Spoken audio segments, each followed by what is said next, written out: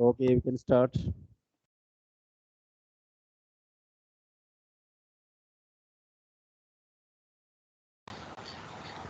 Am I audible? Yeah, it is audible.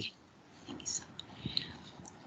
When Helen Keller said, the best and the beautiful things in the world cannot be seen or even touched, they must be felt with the heart. I realized it goes the same for knowledge as well.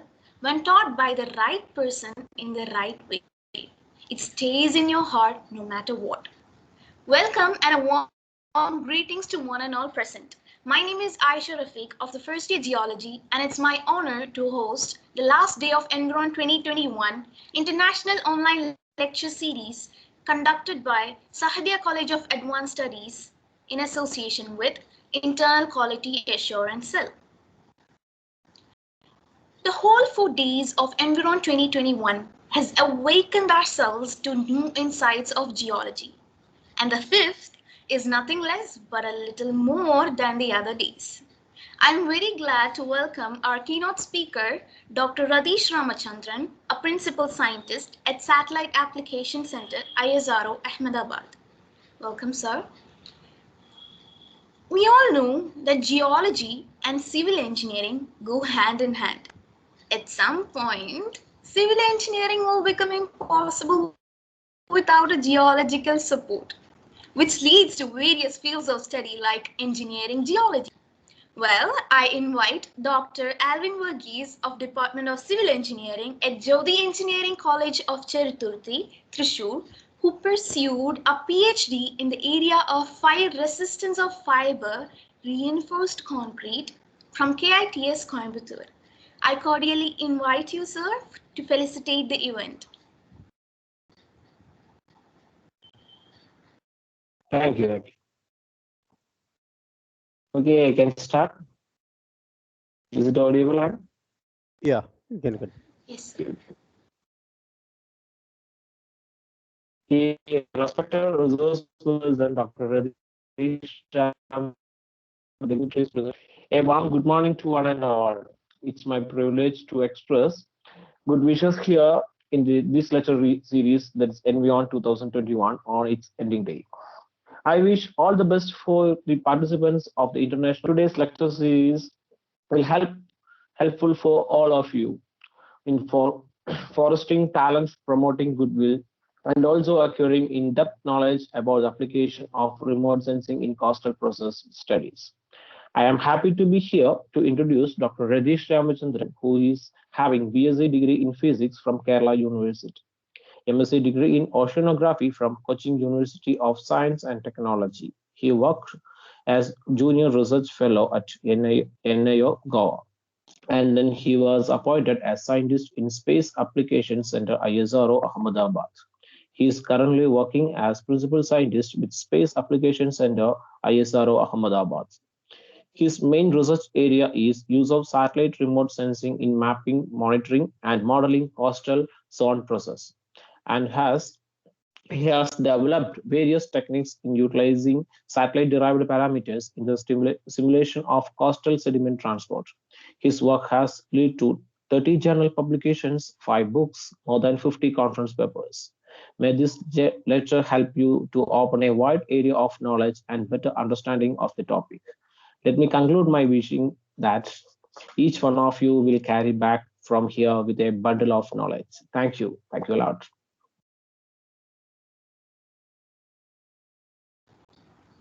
Thank you so much, sir. It was a great moment to behold your felicitation. Applications of satellites are wide, and the unpredictable various features of land are even worse, like mountains, plains, plateaus, valleys, etc. So, satellite application in coastal zones paves a new path for study. I happily welcome Dr. Radish Ramachandran, a principal scientist in Satellite Application Center at ISRO, Ahmedabad, and our guest of honor to talk on satellite applications in coastal zone studies. Welcome, sir. Good morning to all. I hope I am audible. Yes, sir. Yeah.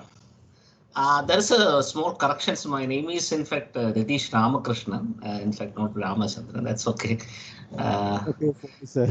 Yeah, Okay. no issues. No issues. Shall I start my presentation? Yeah, I hope that this is geology background. Means most of the students are from geology background. yes, of course. Okay, means I will be not specifically going to any geological subject, maybe a little bit of coastal oceanographic process and that kind of things also will come into my topic. I hope, means I am trying to make it so basic so that it will be useful for the students. Can Uh, you yeah, switch out your video, please, sir? my video is off. Off now. Am I seen? No, okay, now, sir. Okay. Yeah, fine. Shall I start my presentation? Yeah, starting.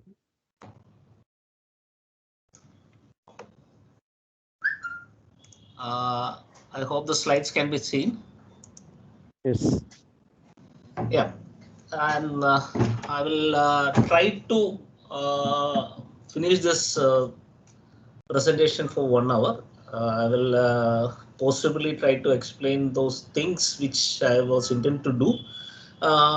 Good morning to all once again. I'm Ritesh from Space Application Center. Today I will be talking on remote sensing application in the coastal zone studies.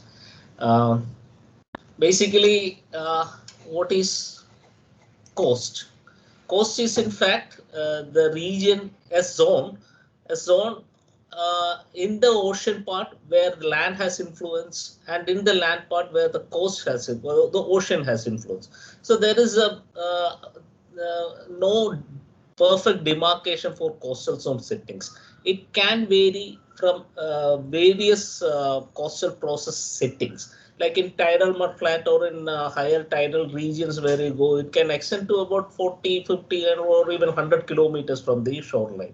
But in regions like in where it's a rocky cliff kind of things, the coastal zone is limited to few kilometers. So coastal zone itself have no perfect demarcation. Rather than we are having different definitions to understand what is coastal zone. There are various the definition which tells what is coastal zone, like it's an area of variable width which extends seaward to the edge of continental shelf, or the latest Nayak et al. Have told about coastal waters, tidal wetlands, and adjacent shoreland strongly influenced by marine waters or the influence of the land on the ocean part. I'm not going deeply into this. What are the coastal issues? I hope my slides are getting changed in your place also. Hello. The slides are not Yes, visible sir. now.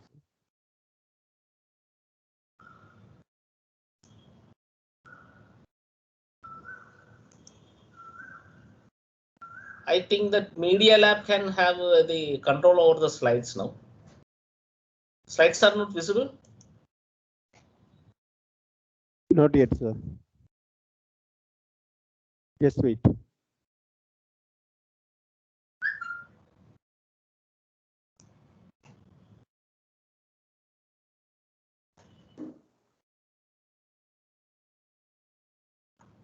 Yes, sir, it's visible. Now it's visible. Yes, sir. Yes, sir. Yeah, means you are able to see my slides get changed, right? Now I'm seeing the coastal issues.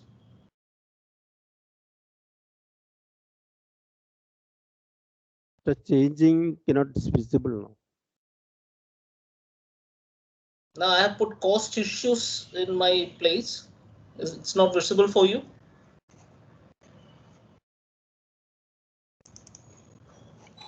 Heading okay. Now okay, sir. Okay, maybe in slide show, but I need that slide show. Now Now it is it's okay. okay. Only heading only. Heading only can see.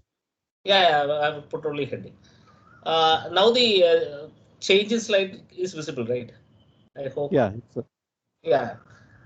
What are the different coastal issues? Mainly, people are talking about the anthropogenic influence, whether what are the changes, what we are doing into the coast. Uh, Mainly around 40% of the total world population lives within the 100 kilometer of the coast. There are several issues related to the coastal dwelling, and we need those coastal infrastructures like making of ports and other harbor facilities.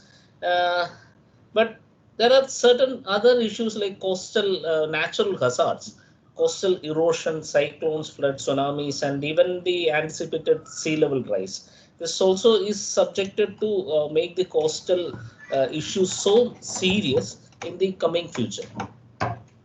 Um, our coast is well, we have our vital coastal habitats. We are having so much pristine environment over those regions like mangroves, our coral reefs, and it's a nesting ground for various endangered species where we need those coastal habitats to be protected. And there are, as India forms a peninsula, a large coastline, and with a varied type of coastal processes. Like we are having high tidal mudflats, we are having deltaic regions, we are having the large river openings, we are having like shore with the rocky cliffs, and we are having a varied kind of coastal processes also. These are frequently coming under the attack of natural hazards like cyclones, high wave events. These kind of things are there. Or our India is facing, our entire Indian coast is facing various kinds of coastal hazards. Even the anthropogenic influence, high population, major cities centered around the coast. These are certain kind of issues related to our Indian region. So how we can solve those issues, or how we can find those issues, that is our priority, and why we are using remote sensing for that particular coastal, solving those coastal issues. Why remote sensing is a question. Why we need remote sensing to see those issues? Like major change what remote sensing have given us is its synoptic view. In no other mechanism we will be able to see such a kind of wide range of view. If you go to a field, you are just having a point observation. Like if you are in a field, you will be seeing around only those regions which your eye can permit. But in remote sensing, you will be able to see a large area as a picture of dynamics which is happening at a time frame. So that synoptic observation is the major positive thing what remote sensing can offer you. And it's access to inaccessible region where you as a human cannot go, but remote sensing data can give you the idea of those regions, and it's temporal archival. So where when means what was the situation even 20 years before, that can be seen using the remote sensing data. Now, remote sensing is evolving. It's not a stagnant process. It's getting evolved greatly. As new advanced techniques are coming place, and various new geophysical parameter retrieval is happening. So, what is basically remote sensing means? Remote sensing is, in fact, interpreting the data that is from the interaction between matter and electromagnetic radiation. So electromagnetic radiation interacts with a matter, and that interaction is recorded or interpreted. So there will be two kind of remote sensing which I will be talking on. One is passive and another is active sensors. The passive sensor will be using the reflected or the emitted radiance from Earth's surface, while the active sensor will be having its own illuminating source. So it will illuminate the Earth's surface, and it will detect those features, those radiance which is reflected from its own source. So I will just briefly describe what are the causal processes and what are the applications which is being used by the passive and active remote sensing. Now, passive sensors, it's basically relies on the reflectance spectra. Means if my if my slides are not visible or some questions are there, you can raise your question, raise your hand in between. I hope still my slides are visible. Yes, sir. Okay, the passive sensors, in fact, it relies on the reflectance spectra of various features, like what we see. We see our leaf as green, our soil in other color, water in other color. The same, this is due to the various reflectance spectra. Now here you can see that reflectance spectra of clear water is different from the reflectance spectra of water with phytoplankton. Phytoplankton, as we are having the chlorophyll pigment in our leaves, phytoplanktons are organic matters in the ocean which forms the primary productive things. So these are so important for any ocean biological or primary production or carbon cycle. So these parameters can be easily detected using remote sensing. Now there is a stark difference between what is the reflectance spectra of soil, of a rock, of vegetation. So these reflectance spectra, what we see is in the visible region, but this extends from throughout the electromagnetic spectrum, and we are supposed to give the band or visualizing these spectra at different bands at different spectral region. But there is a prohibition for this, where we are having our atmosphere, and atmosphere has different components like oxygen, carbon, nitrogen, carbon dioxide, and water molecules, where these there at like in this region there is an absorption of oxygen. So no visible, no electromagnetic radiation comes in that particular electromagnetic spectrum. So we are left with few visible, we are left with few atmospheric windows. So these atmospheric windows are the only possible regions where we can detect the Earth's reflected radiance from space. For example, I hope this slide is visible. This is Landsat 8's band and its placement in the atmospheric windows. Like you can see 2, 3, 4, these are blue, red, green, red bands in the visible region, and 6 band. Only the concept of 9 band, band 9 in Landsat 8 is that there is a cirrus cloud. So that cirrus cloud needs to needs an absorption of the water, and it is placed in the absorption spectra. Otherwise, remote sensing prefer to use those bands, those particular spectral region which is having an atmospheric window. This is atmospheric transmittance which is shown here. So like NIR means, I will for students I will just clarify what is NIR. NIR is near infrared region.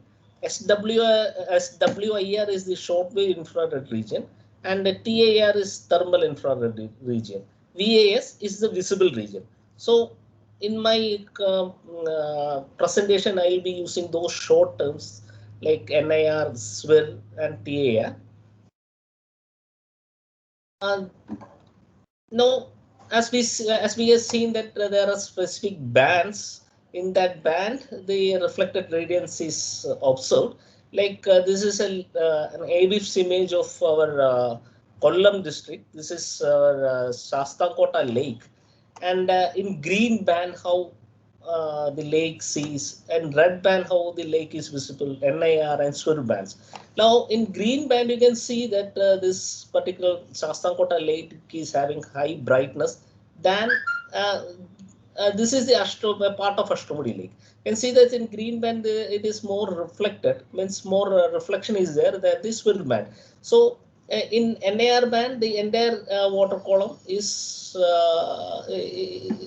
doesn't have any kind of reflection. So we can see that there is a kind of the chlorophyll content which is more in green, which has more reflection in green, is been present in the Shastankota Lake than the Ashtamudi Lake. So these kind of various features can be easily detected. Now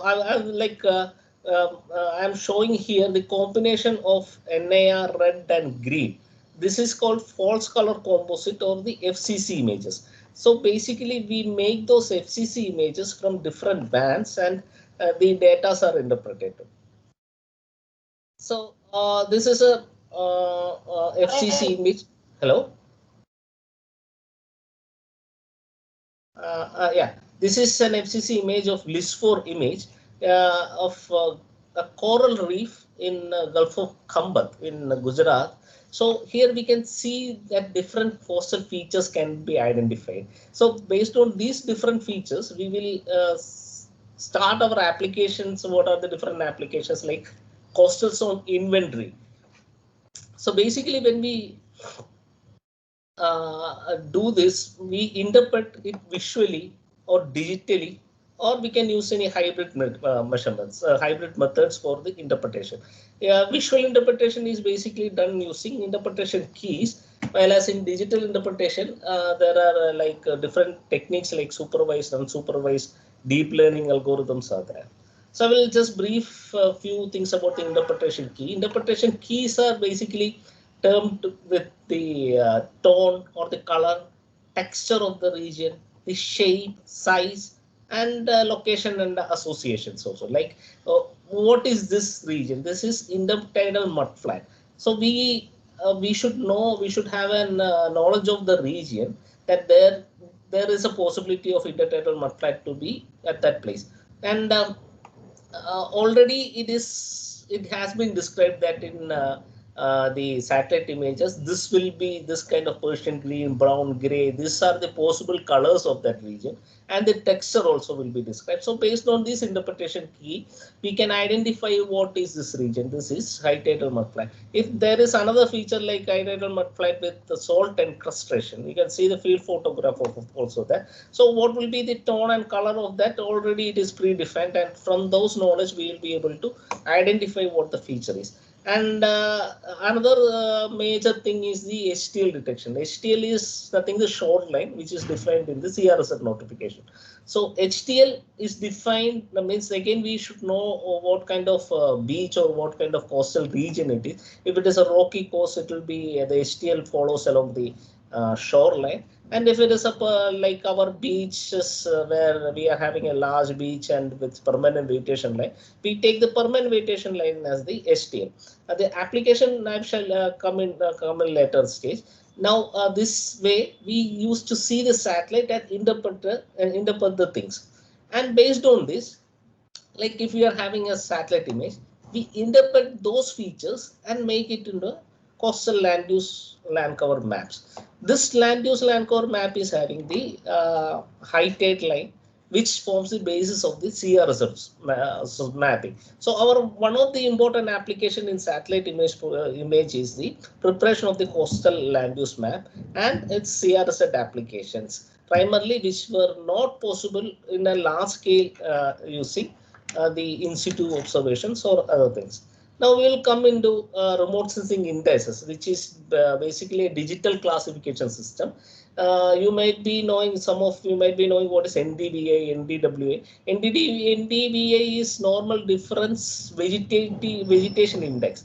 Basically, our vegetation will be having more reflection in NIR, near infrared region, than the red infrared region. So the difference is calculated and it is normalized. So when we do this NDVA processes, that you know that you might be able to understand that the sensor captures those reflectance at NIR, at red, at green, at SWIR, and different bands, as we have already told. So NDVA captures those regions which is having a vegetation vigor.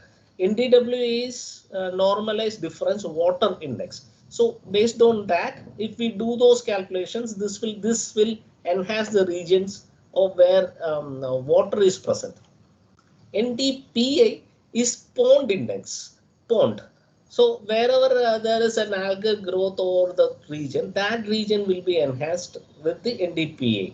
NDTA is turbidity index. The BSI is bare soil index. These indexes are not exhaustive. There are a number of indexes, and these indexes are being modified, rather modified recently by adding more parameters. There are soil added vegetation index, but I was just giving an introduction kind of thing. What are different indexes? So based on these indexes, we can classify the images. This is a part of our Vembanad Lake, where we have used these indices to demarcate the water region. And through these images, through a kind of classifications, we have prepared the wetland atlas. So this is again the Vembanad Lake, and you can see in this particular thing, the national wetland inventory has been taken place, and that has been done for the entire India, and National Wetland Atlas have been brought out. So there are different wetlands which has been demarcated. This is wetland for the Thrissur region. So different wetland has been demarcated, which shows the river stream, the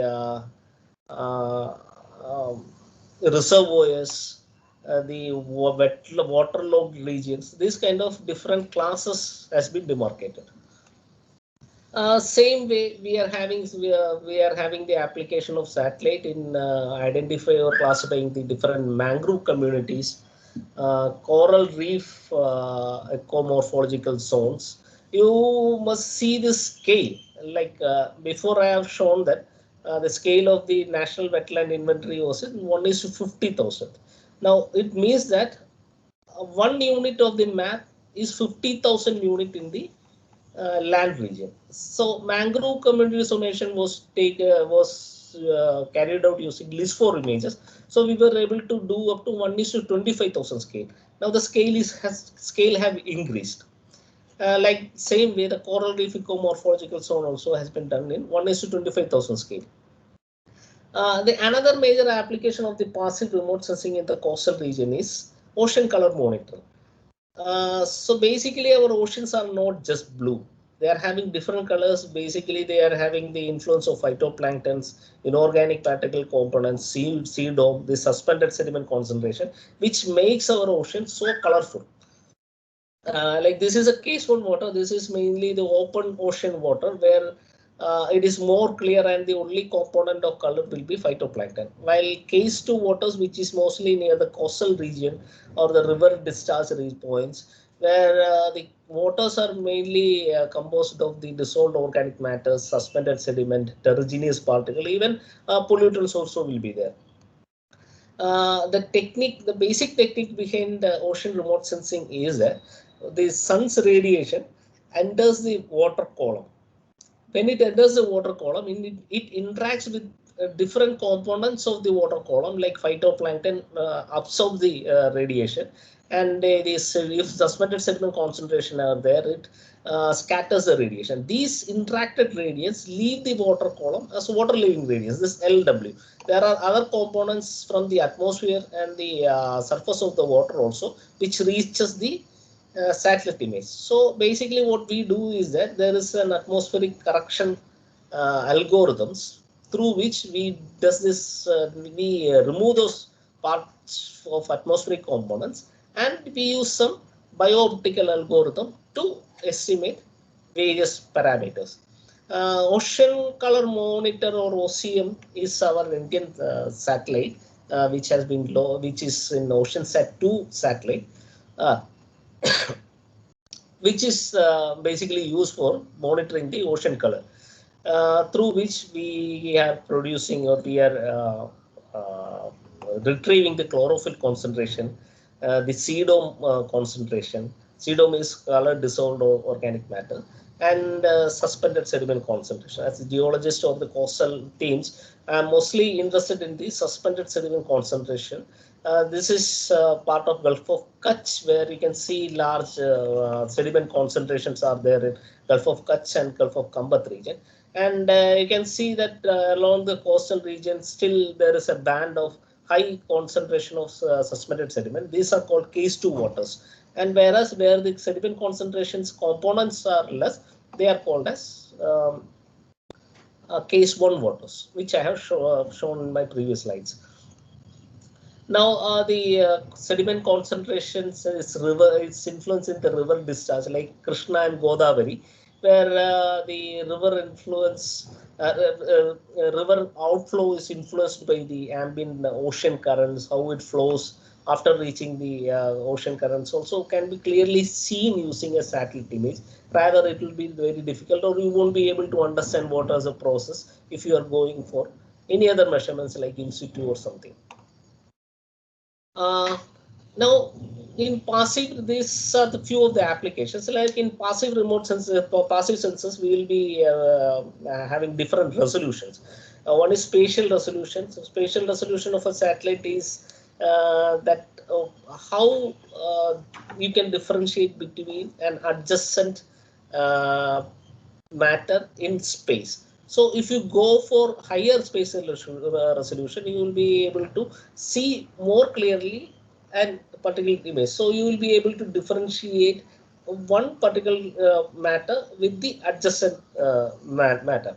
So based on this, like we are having our Rusosat 2. Rusosat 2 is an Indian satellite which is having high resolution LIS4 image, medium resolution LIS3 image, and a coarser resolution AWIFS image. So I have previously in a few slides I was showing or emphasizing on the scales.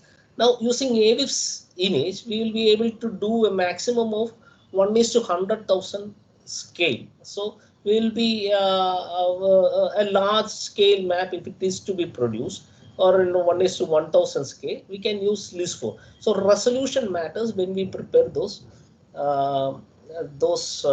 maps. Now, second resolution is your temporal resolution. Temporal resolution is to see in time how frequently your observations are there. So basic application of this temporal resolution, temporal images are to detect the changes. Now I will show some of the slides where application to coastal erosion and other things are there using different time images. I have shown delineation of HDL in my previous slide. So using LIS4 of 2004-06 time period, we have delineated the HDL. This is Kerala coast with our Alapi coast near Kottangolagama. So we have delineated HDL using 2004-06 image, and in 2014-15, in between that period, we have obtained another image and have seen a lot of changes in those regions. Like there was a construction or breakwater was constructed in on the river mouth, and it prohibited the sediments to travel to the northern region. So it got captured in the southern part, and a large portion of area had got eroded in the northern part. This is our so infamous Panmana, or in Kollam, where that sand mining is happening. In 2004-06, the HDL is this black line where we have drawn using those geomorphic indicators. And during 2014-16, a large area of the region have got eroded, basically due to those mining for black sands. These are some of the anthropogenic things, but natural process also have caused a lot of changes. This is an estuary in southern Karnataka, Mulki Paunch estuary. So here you can see in 2004-06, the HDL was somewhere here, and by 2014-16, the northern bar have increased a large, and there was a large erosion in the southern region. So you can see various type of changes what is happening in the coastal region.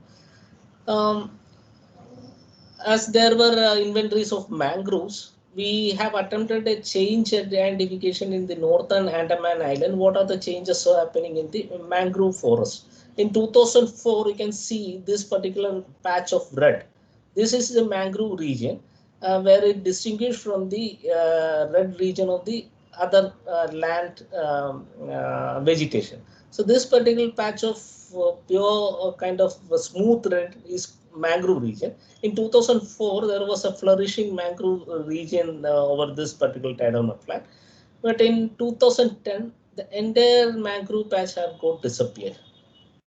And in 2019, you can see that terrestrial vegetation is, in fact, is present at 2010 over this tidal mudflat.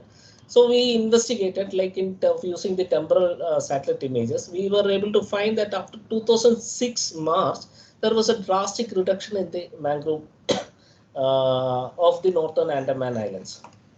So what we expected is that during the 2004 tsunami or the earthquake, the land have uplifted around 2 meter. Land have uplifted in this region, and the tidal water was not going inside the region. So mangroves were able to sustain for 1 or 1.5 years, and after that they perished. Now the land is not at all a tidal mudflat. Then all the land is a land part where the terrestrial vegetations are growing up. So we conducted a study using numerical methods. Like we have found before pre-earthquake, there was a plenty of tidal influx over that region, which have drastically reduced or which have got zero after the earthquake time.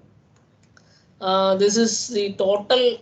I was showing just a part of Northern Andaman Island. This is a total area of the Northern Andaman Island in 2004. And in 2017, there is no mangroves at all in the, especially on the west coast of the Northern Andaman Island. So these kind of changes are only possible using the remote sensing methods. Now we have produced over 2006-7 National Wetland Atlas. Now we are updating using the 2017 satellite images. So we can find that this is a part of Chennai where wetland have been encroached and a lot of human settlements are happening. And this is part of Odisha where we can see in 2006 and difference in 2007 large aquaculture ponds have been developed. So this kind of changes, human intervention can be easily visible using a satellite image. This is and like in the land part, there are a lot of dynamics which is happening in the ocean part. Ocean is more dynamic, in fact, than the land region. This is a slide showing the changes in the suspended sediment concentration in Gulf of Kutch. We have taken this small particle region, and you can see the changes or variation in the suspended sediments within 2-day time frame. OCM has a temporal resolution of 2 days. So we after alternate days, it passes through the same region. And we can see that there is a lot of changes which is happening in the sediment concentration. That is, we have analyzed those things, and we have found that the current speed between the two time frame, there are various kind of features like wind, the tidal height, the tidal volume, water volume present in that. These all influence the temporal dynamics in SSC. Now coming into the spectral resolution part, till now we were discussing on the multispectral aspects, which is having discrete bands in specific regions. We go for a higher version, which is called hyperspectral remote sensing. Hyperspectral is having a narrow band, which almost gives a continuous spectral information. Now, like in hyperspectral remote sensing, we have used to retrieve the suspended sediment concentration, which we can use using our multispectral image also. But apart from that, we were able to estimate the sediment, the size of the suspended sediment in the water column. This may not be able to, this is not possible using a multispectral images. We are having a continuous spectral information, and with this continuous spectral information, we are able to get or estimate the sediment size particles, and also different features like submerged, where these seagrasses are there, which are already submerged, but using spectral information, we will be able to understand what is the abundance of those submerged seagrass. This is a part of Chilka Lagoon in Orissa. And the water column depth, even the water column depth can be estimated using the hyperspectral images, and abundance map. Like this is a mudflat of Gulf of Kutch region, and we were able to identify what is the contribution of algae, sand, mangroves, and mud in that region. And this kind of abundance map can be prepared using hyperspectral images. This is another example for a beach. I'm not going to dwell into this much. And another passive remote sensing technique is the thermal remote sensing. We need to know the surface temperature. Basically, you can see that this particular spectra, where the solar emitted radiation is peaking at in the visible region, while our Earth is also emitting its radiation, which peaks at the thermal infrared region. So thermal infrared region, there also we are having passive remote sensings, which sees this emitted radiation from Earth's surface, which is basically the temperature of the Earth. So in the coastal region, there are various applications in thermal remote sensing, like identifying the coastal thermal fronts. These are basically used for potential fishery zone identification, PFZ zone demarcation. So where the fishes are more, that is a operational dissemination from INCOIS, which was being developed by Space Applications Center.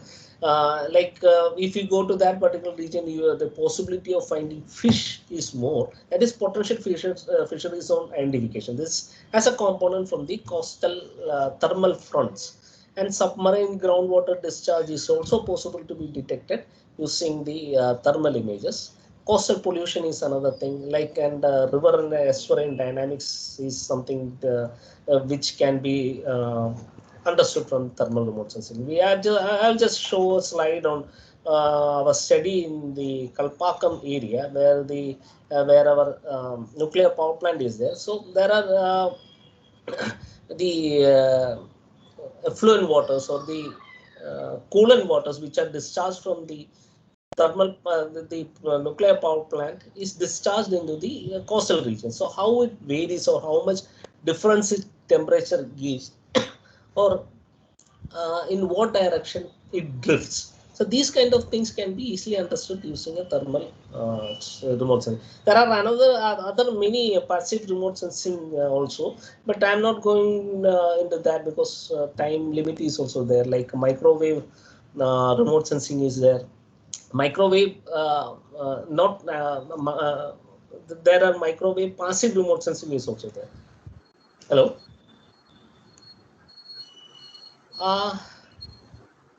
I will just brief upon the active sensors. Now we were talking about the passive sensors. Now in active sensors, hello. Hello.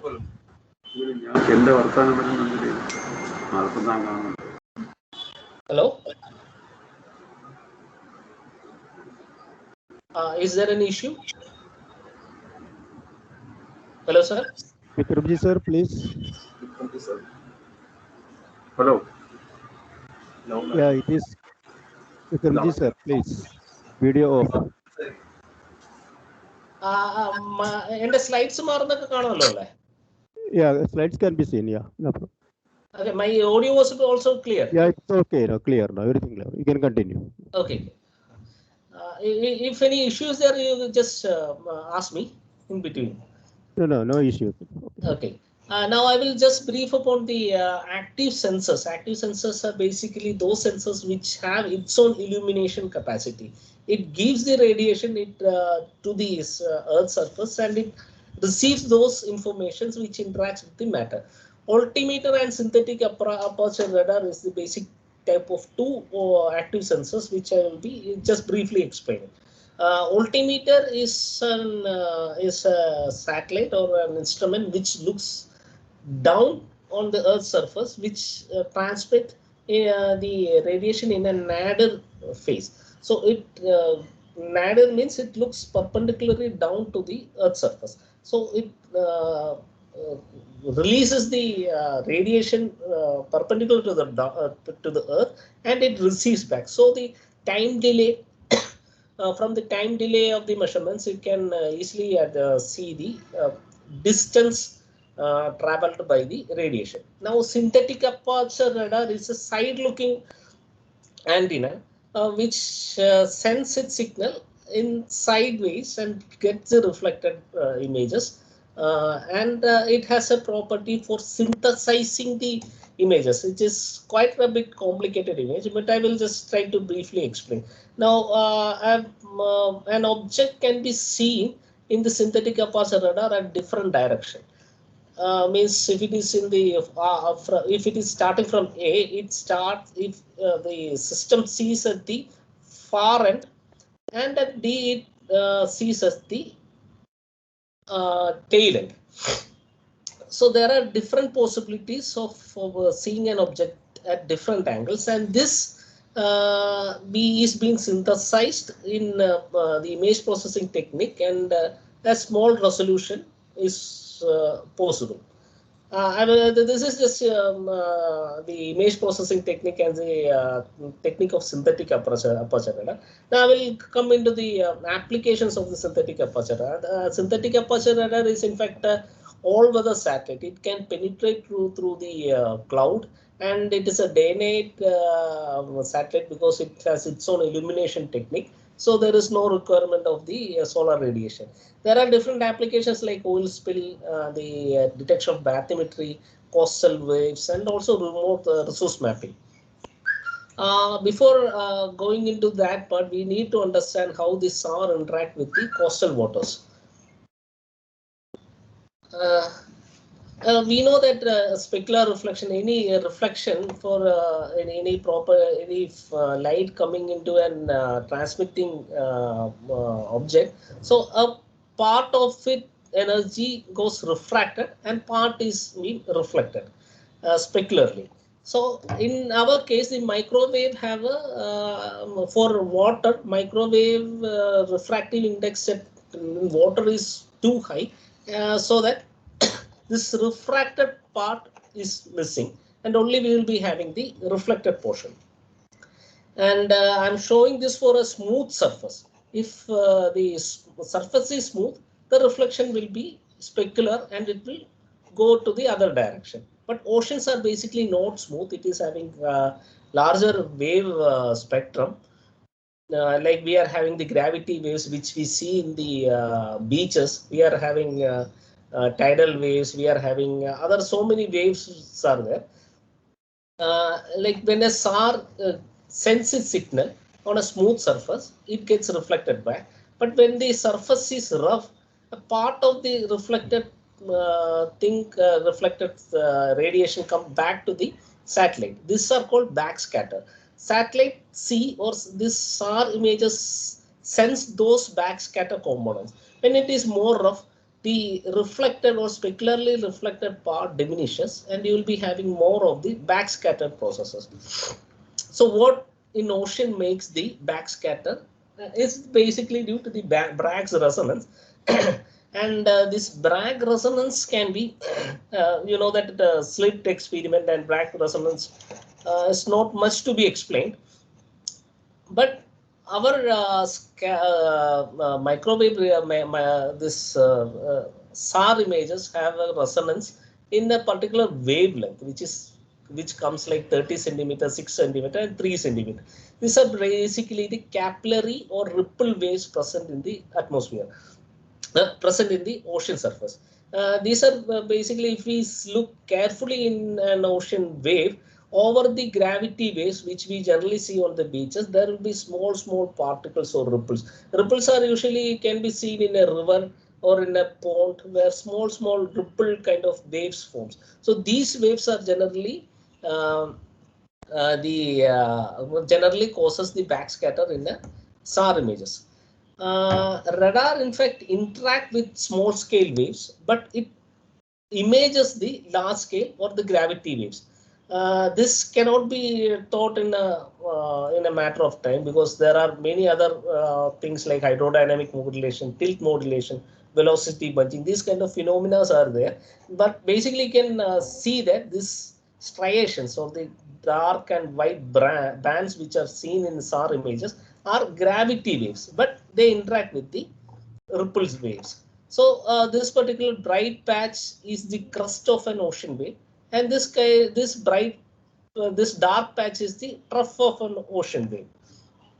What happens if an oil spill happens on that region? So it basically dampens those capillary waves, and no backscatter will be there, and so there will be a specular reflection, and the region appears as dark. So these are oil spills in the Visakhapatnam coast. And this kind of dark patches can be seen if an oil is over the ocean surface. Now, in coming to coastal bathymetry, wave have a wave like it propagates when it propagates from the open ocean to the coastal region. There is a transformation basically on the wavelength. If we find the wavelength of the wave train, we will be able to identify we will be able to get the wavelength. Using some dispersion relationship, we are able to estimate the depth using the change in the wavelength. This is RADARSAT image of RISAT image, our own satellite image of Orissa coast, where we have determined or we have estimated the depth using the wave transformation techniques. Another method of estimating the coastal bathymetry is using the current based method. You can see that when there is an undulation in the bottom topography, the ocean current changes rapidly. At the change of the bottom topography, there will be a convergence, and there will be a divergence in other parts. For whenever the current converges, these ripples also tend to converge. This convergence causes change in the image intensity of an image of the SAR image, and where the divergence is there, the image intensity decreases. Now, this is an example of our Hooghly river mouth, and you can see these kind of patches. These are submerged bathymetric features. Basically, they are depositional features. So there is a high chance that these are highly dynamic. They changes its position. This region is particularly so important that it's a navigational channel for Haldia port. So when this kind of channel, this kind of submerged feature appears, these are not basically demarcated in our NHO charts, the hydrographic charts. So SAR is the only possible way to identify those images which are newly formed and what are the changes in them. We have recently estimated the newly formed submerged features in Gulf of Khambat region using SAR images. Now, coming to ocean wave parameters, you can see those ocean waves clearly and how it's dispersing around a barrier. And using some algorithms like FFT, finding its length, the wave parameters can be determined, or modular transfer functions are there, which is quite deep, which has to be thought deep. So I'm basically just telling you that using SAR images, there are various methods to estimate the ocean wave parameters. Another major strategic application of the SAR image is in the ship detection. Ship act as a double bounce, or where the reflected rays is directly backscattered to the satellite images. So it appears more bright in this region.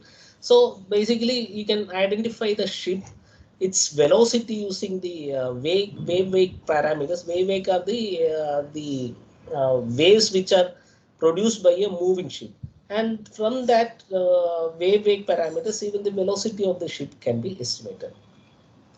Now, I will. There are some other complex things like polarimetric decomposition and interferometric application of SAR, but I will just try to briefly explain those things. Like polarimetric decomposition is nothing but decomposing the observed radiation into surface scattering, double bond scattering, and volume scattering. Surface scattering is basically where the reflected rays or the backscatter is basically from the surface. Double bounce is if there is a building like what we saw in the ship case. it is reflected entirely, entire things are reflected back, and it's more brighter than the other image. Volume scattering is that the radar has a penetration depth is there. Even for vegetation cover, it goes into the vegetation cover and it gets scattered by the canopy, not just by the over this thing, but entire the tree branches and other things also makes these radar scattering. So based on that mechanism, we will be able to decompose into surface scattering, double bonds, and volume scattering. And like what we use in band combination methods, we can use the surface scattering, volume scattering, and double bonds to make into an RGB image and do the classifications. Recently, we have done an exercise in the Krishna Godavari Delta, where we were able to identify the mangrove region, and the color will be different if there is some constructions or if there is some other dead tree trunks. So there is a degraded mangroves which can be differentiated from the mangroves, and mangrove restoration channels and that kind of features can be differentiated. And mudflat and algae over the mudflat changes its scattering properties. So these are different applications where we can identify those or classify those images more with more classes.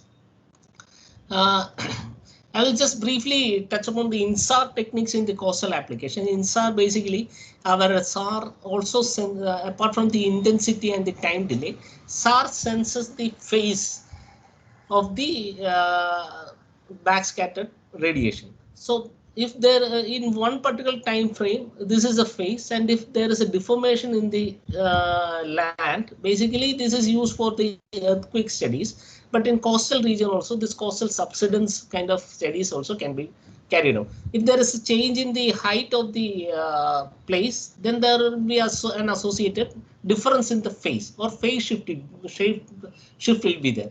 So according to the phase shift, the deformation of the region can be estimated. This is a study carried out in Godavari Delta, where we were able to identify the regions which is going down and which has increased its or which is depositing.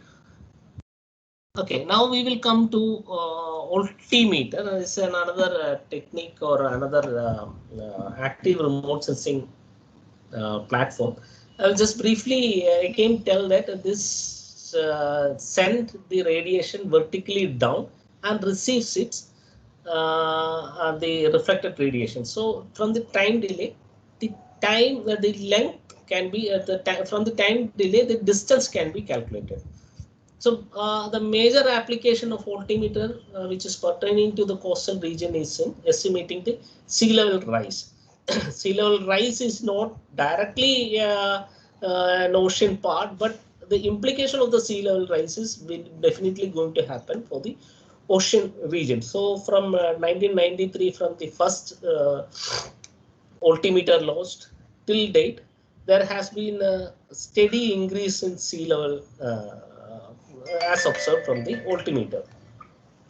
Another important parameter which is through which altimeter can be applied is estimating the wave parameter or the wave height or the significant wave height, what we call in the ocean surface. If I go to the technique, it will be delayed. But anyway, there is a when we get the reflected radiation from the ocean surface. If the ocean surface is not smooth, then there will be a delay in the received signal.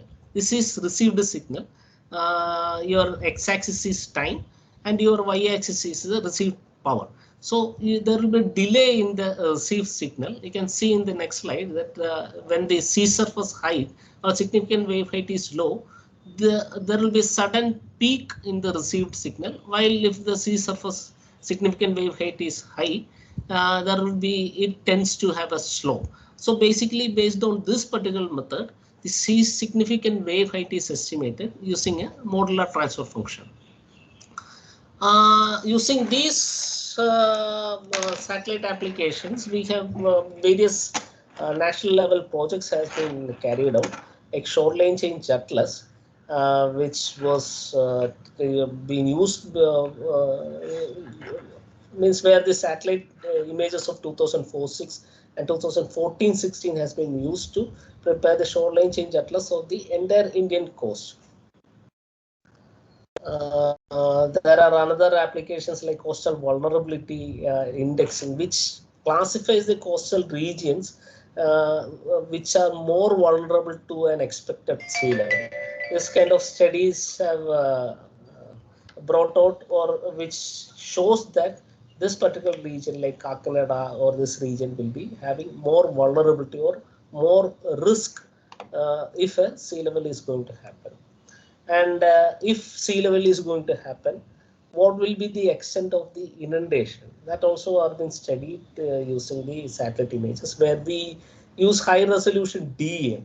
DEM is derived over LIS4 images, and models are being used to apply the rise in sea level. If the sea level is going to rise, then the water will be inundating up to this particular region. These are few of the applications which I was able to be within the given. I hope that I completed within the given time. For your reference, there are few things which has shown here. Thank you. I hope that by within the time I was able to deliver few things which may be useful for the students. Hello. Yes, sir. Yeah, my presentation is over. Yes, sir. Thank you very much, Dr. Radish Ramakrishnan, for an enlightening presentation. And I inform my sincere apologies for my mistake. I'm sorry, sir. No issues, no issues. Well, it was indeed an exploratory but a bona fide speech at the same time. Thank you so much, sir. Well, my fellow participants, H. Jackson Brown said, nothing is more expensive than a missed opportunity. So before you all miss it, please clear your doubts or any queries to our respected Dr. Satish. You may unmute yourself or let yourself in the chat box.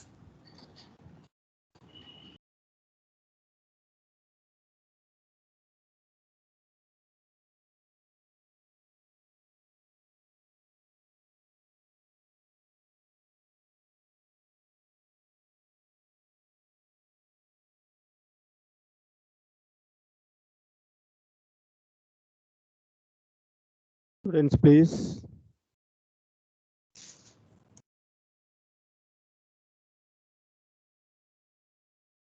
So I would like to ask one something that is, in the ocean area, we can differentiate into photic zone and aphotic zones, So photic zone, up to what level the data can be obtained in the ocean side, especially in the coastal side?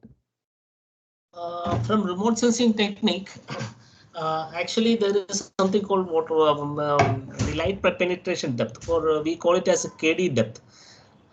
It is determined with the coastal waters. If in a rare case, in an usual case, the coastal waters are so murky, so that up to only 5 meters. That's an average thing. Only up to 5 meters we will be able to the light can penetrate in the coastal region, but in deep oceans, around 20 meters, even up to 50, 100 meters, it can penetrate, depending upon the pigment. So remote sensing has that kind of limitations, where you won't be able to know, you won't be able to find which lies beneath. I think I have tried to explain your question. Yeah, it is okay. Thank you. Any other students or scholars? You can ask. It's a golden opportunity to clear your doubts. Please.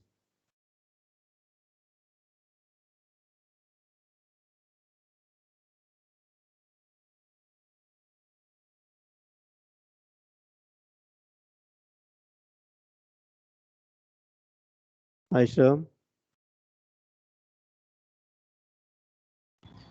Yes, sir. I guess there are no much doubts. It was a very informative speech, and the lecture was very explanatory. So I guess there are no much doubts. Thank you all, and thank you Maybe so much, not sir. related to the aspects of geology. So the students may not be. Uh, No, I But guess it's these very students much are they're related very with familiar that. with Yes. remote sensing because we are already giving the add-on courses for remote sensing to our students. So they can ask. There is no problem okay. at all.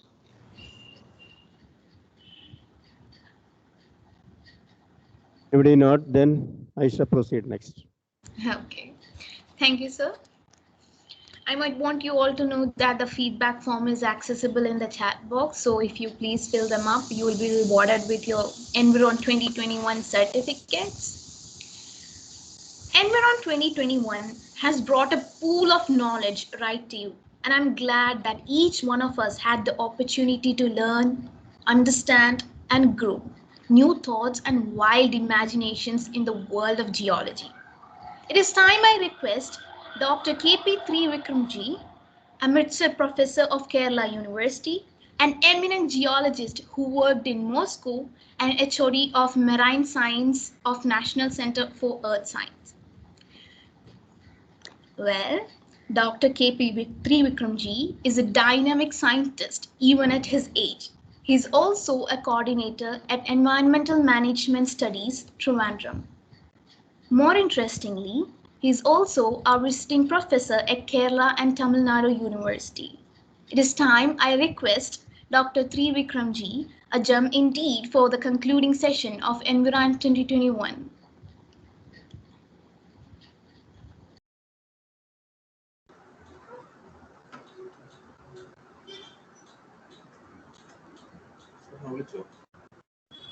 Am I ready to talk to you as a valedictory speaker? Yes, sir. Please. Okay. Well, it is an opportunity vested or given to me by the organizers of Environ 2021. Over this past 5 days, beginning Monday this week, there was a fair of some of the outstanding speakers, researchers, and writers who had presented before you the work they did, the knowledge they have created out of the work, and shared it with the crowd of the students, especially of geology in the Sahridaya College, Kottagara. Firstly, I thank the organizers for inviting me to do this valediction, and especially Mr. Davis in this context. My greetings come to you from the Center for Environment and Development, Thiruvananthapuram. Now, as a valedictory speaker, as I said earlier at the beginning, the research and knowledge shared by experts like Suresh Babu, P.S. Sunil, A.P. Pradeep, John Joseph, and Ratish Ramachandran probably had helped you in a big way to open a window to the emerging or emerged area of remote sensing data product applications in the society, in science, and the outcomes of the science to the benefits of the society.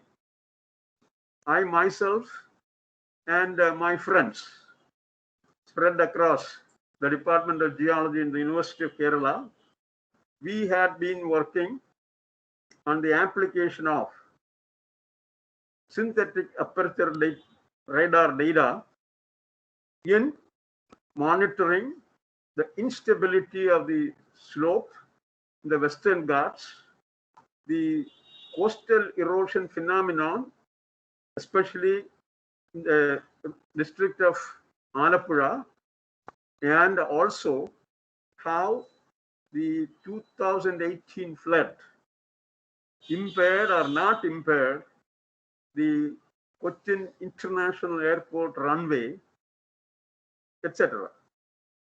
India, especially the ISRO, now is contemplating to launch India's own, ISRO's own synthetic aperture radar imaging program with the help of NASA. In other words, even though we are delayed by a decade in launching this platform in order to monitor the changes in the surface, the ground surface, due to various reasons like tectonic reasons or erosions or deposition or sea level rise, whatever that be. But that asset, when available, will be of extreme use to our society and especially researchers in our country.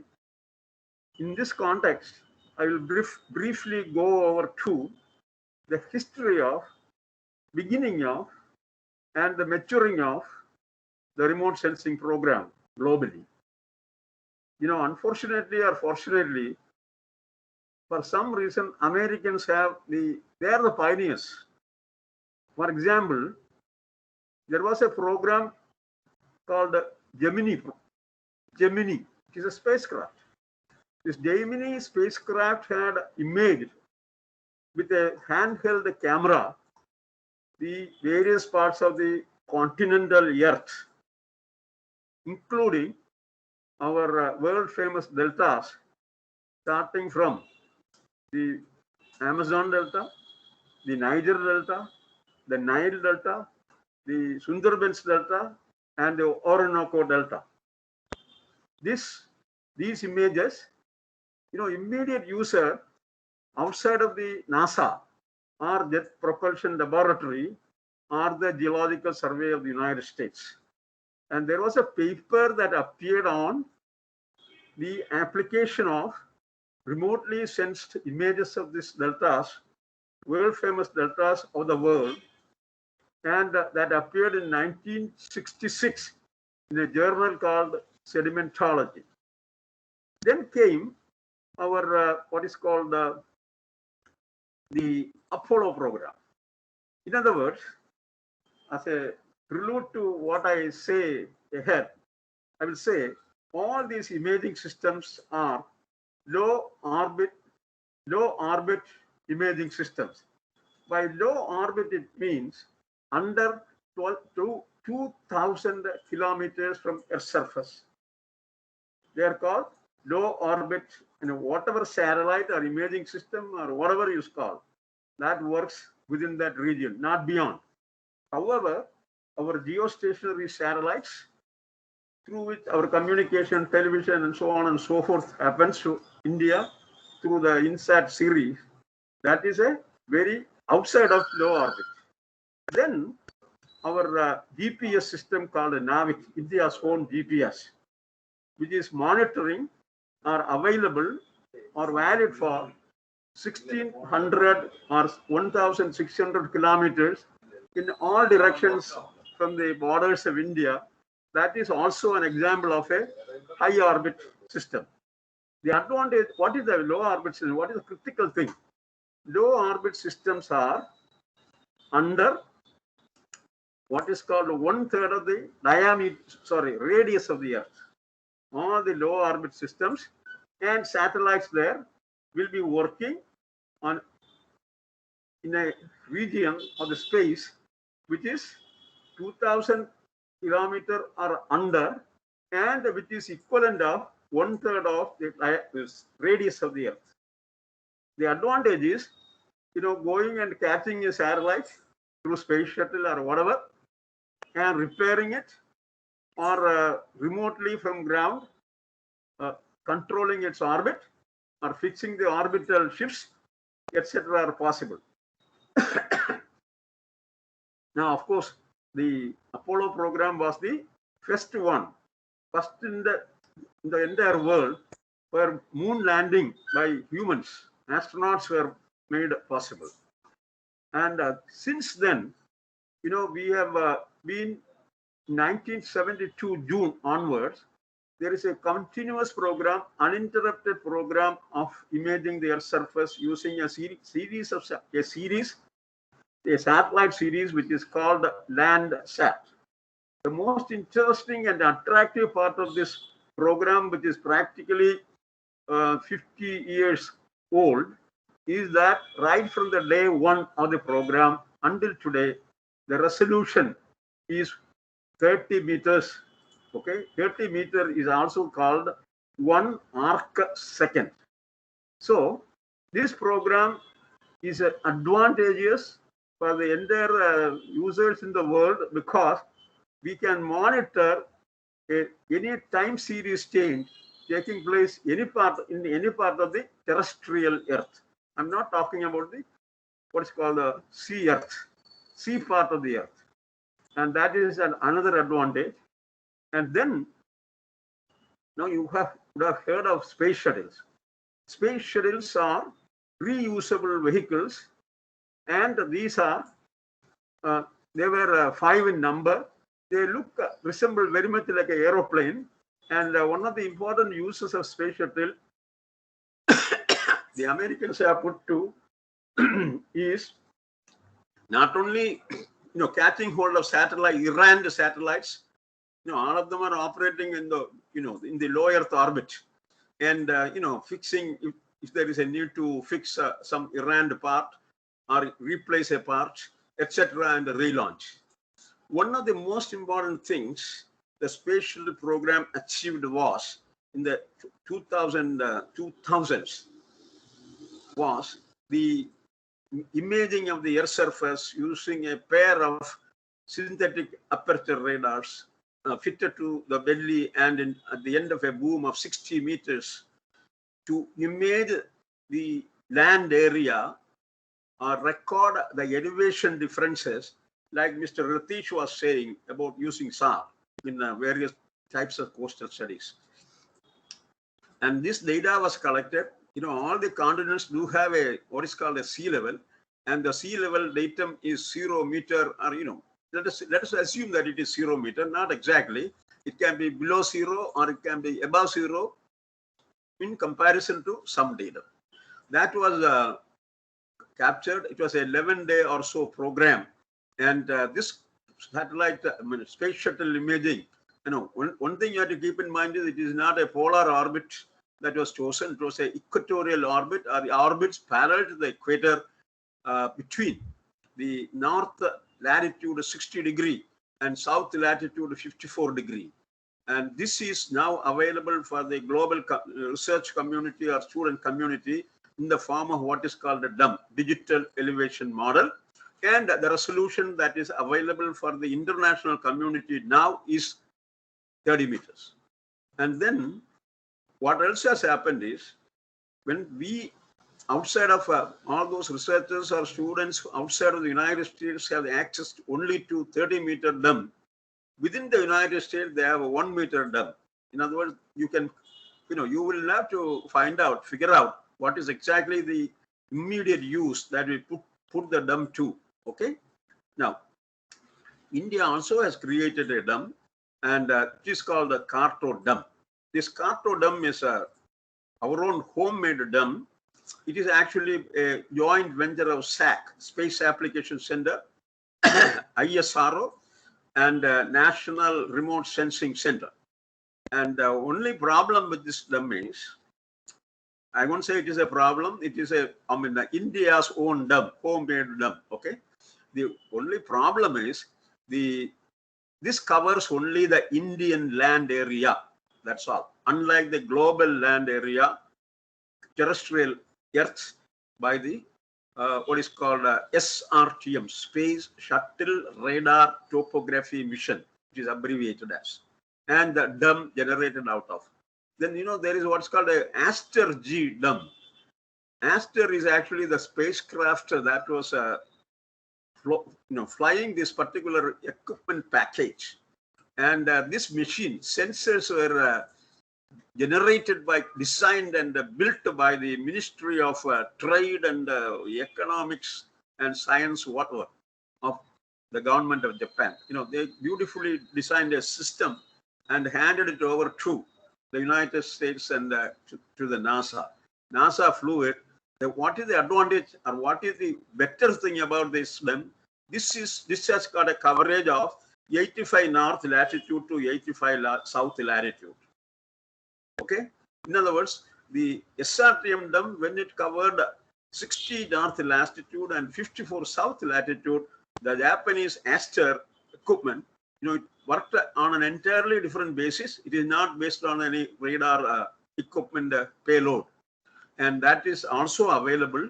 And you let now a situation, we are in a situation, the global user, outside of Japan and outside of the United States or NATO countries, we have to pay for it. It is available for, once you pay, it is available for free download. And you might ask, when there is a free DUM called SRTM, why would you go for this? Well, of course, that has a special advantage. You can choose the sort of resolution you need. That's why you have to pay the money. And then another interesting thing is in the space imaging, I have not covered, what is the U-2. During the Cold War days, there was surveillance of the, Soviet bloc and what they do on the ground, etc., by very high altitude aircrafts in a series called the U-2 aircrafts. That is actually aerial photography, but from very high altitude. As a counter to that, now we have what is called the drones. These drones are fantastic development. It is actually a brainchild of an Israeli scientist, Abraham Karan, who is now residing in the United States, working as a contractee to NASA. And what he did was, he developed his drone, first drone during the Yom Kippur War for the Navy, what is called the Israeli defense. Then he emigrated to United States, and like Microsoft was developed in what is called, or Apple was developed in a car shed. This drone now we see and reported by a newspaper that, so-and-so engineering college developed a drone. The original prototype was developed by this Abraham Karan, and that happened in a garage of his home somewhere in the New York State. Anyway, so drone is actually the aerial photography and are a hybrid of aerial photography and the satellite imaging. Okay. In other words, what is the advantage? I will say disadvantage of aerial photography. You will have to georeference it, etc., etc., etc. Whereas only certain parameters are developable from the aerial photographs. Whereas satellite imagery, when it comes to the desktop of the user, it is already georeferenced, and you can make use of it directly, whatever area of the country or you want to work on. But what is the drone doing? Drone combines the features of satellite imaging in the lower Earth orbit as well as the aerial photos. Now, advantage is your resolution. Now, what resolution? Resolution is the ability of the human eye to identify the smallest feature, size of the smallest feature, small size feature in the scene. So naturally, a high resolution image, when you say a drone image of high resolution will not be comparable to a satellite image, Landsat image, or a Indian ERS image, Indian remote sensing satellite image.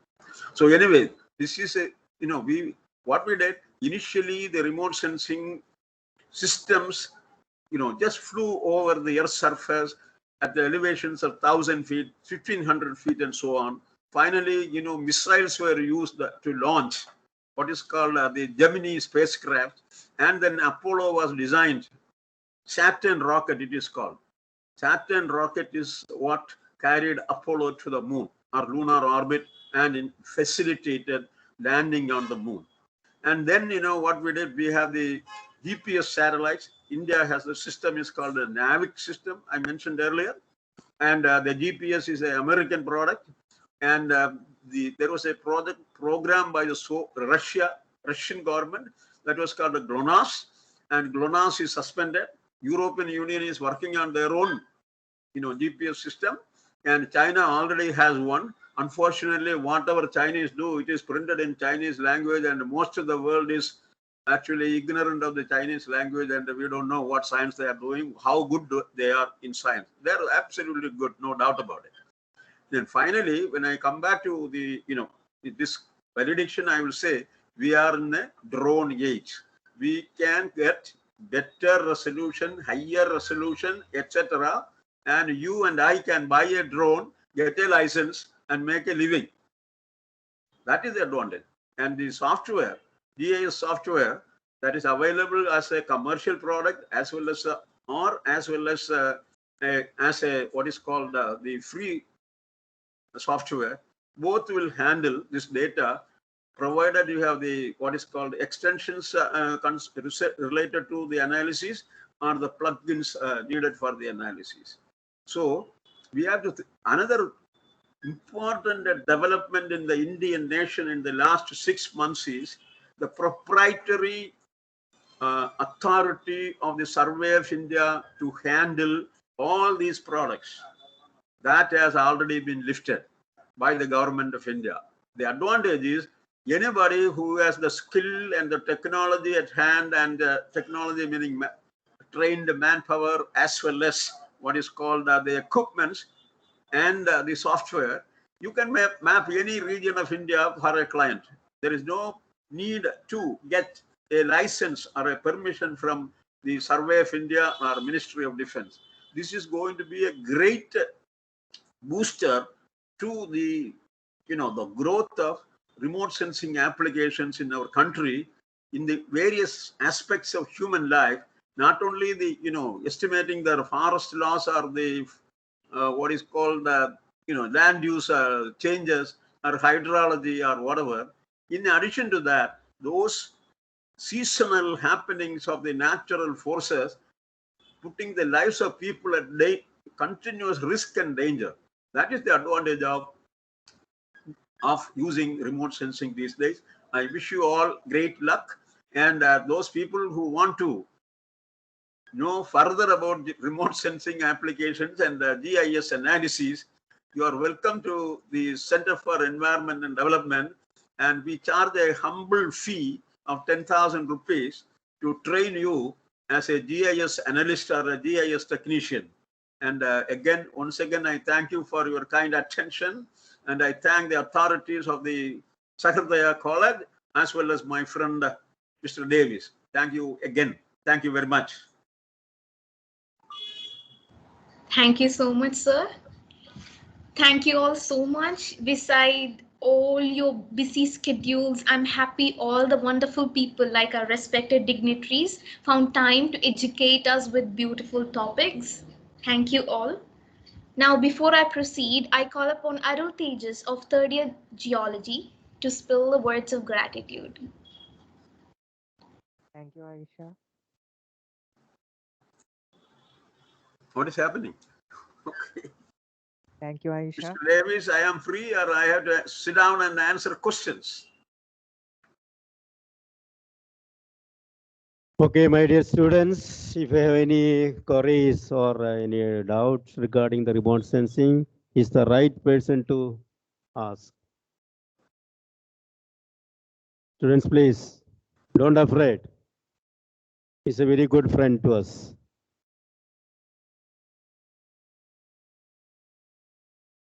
Aisha, please announce. Aisha. Yes, sir. So I guess, sir, I have a question. You told you're paying, you're giving a course, right? to make us a geo analysis. Hello, am I audible? You are audible, and Mr. Davis, can you repeat the question with a little more loudness? Oh, sir, I didn't ask. So when can we join that? Is it like a course? Yeah, it is actually a 30-day program, 30 working day program. And if you can find that window of 30 working days during your course of study or during vacation, you are welcome. All the details are provided in the CED website. Oh, okay. Thank you, sir. I'm looking forward to it. Any students, participants, if you have questions?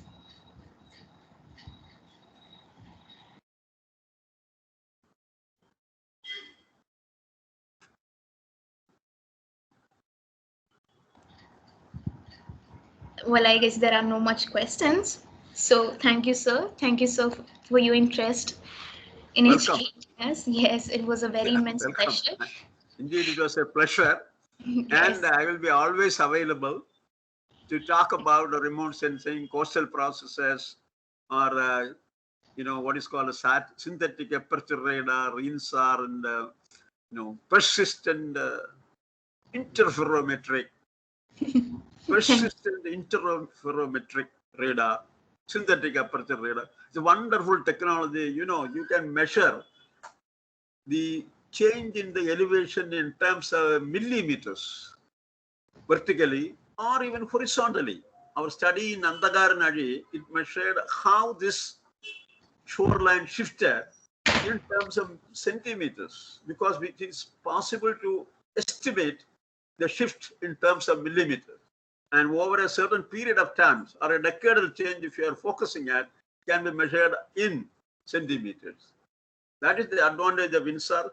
INSAR is the in thing in remote sensing, because we all probably are familiar with climate change, and India is going to have its share of calamities, disasters, and the risk, and all sorts of things. And this system, that is the exact reason that the government of India, ISRO, decided to line up with NASA and develop a system called the NISAR, NASA ISRO radar system. It will be flown, as far as I know, initially the decision is it will be flown by a US satellite. And the low Earth orbit, obviously. And secondly, regarding the drone, India is building the thousands of kilometers of 4-lane and 6-lane roads. In order to assess the amount of money that is to be compensated for the landowners, the drone images are analyzed. Because drones, because they fly in a very low altitude above the treetop, and the data can be analyzed, and you can count your home, my home, and your cow and my cow. Or that is the advantage. That is the resolution you get, and nobody will be shortchanged at the time of releasing the what is called the compensation for acquiring land or the assets that stands on the land. So I would suggest it is not a very expensive business. It is as cheap as a new motor car. That is the cost-wise. Only thing is, of course, you need some license from the government. That also another important thing. A newest development is you don't need the old-fashioned licensing system that used to prevail in India. Not 6 months ago, 1 or 2 months ago. In other words, India is a licensing rat. They are dismantling the license, even for use of drones. You have to get the police permission, justice, police, then magistrates, and so on and so forth. And it is endless permission. That's all now lifted. I'm not inventing all this. It is all printed in the newspaper column. I read only such news. Okay, good. Thank you. Anything else? Thank you, sir.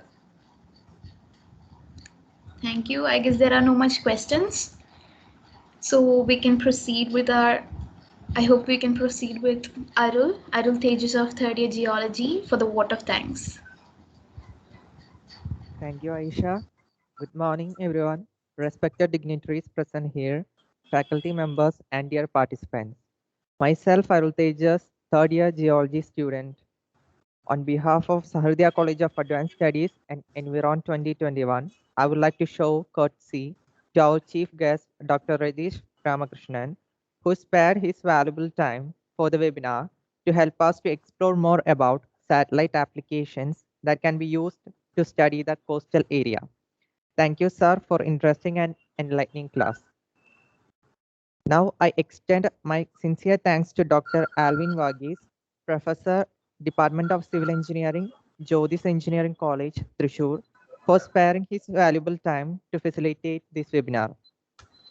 Now, I thank Dr. KP Trivikramji, Director, Programs and Geoinformatics, CED Trivandrum, for concluding our session and giving us a brief idea about satellite programs. Now, I would like to acknowledge our Executive Director, Reverend Dr. Davis Chenginiadan and Principal Matthew Paul Ukan for their support for conducting webinar of Environ 2021. Now, I would like to express my hearty thanks to our HOD, Professor Davis KJ, for the guidance and my gratitude towards our teachers who made this webinar a great success.